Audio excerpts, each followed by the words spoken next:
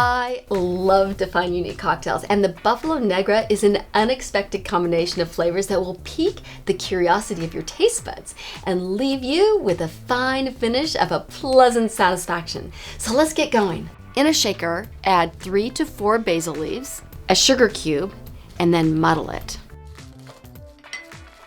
Add a ½ ounce of balsamic syrup, then 1½ ounces of Buffalo Trace bourbon. Fill the shaker with ice and give it a really good shake. I'm gonna add a ice sphere, then double strain into your rocks glass. Garnish it with a piece of basil. The Buffalo Negra is a truly unusual flavor melody that will surprise and delight you with its complexity combined with the simplicity of a good bourbon. I can't wait to introduce this at my next happy hour. The Buffalo Negra is Queen Bee approved.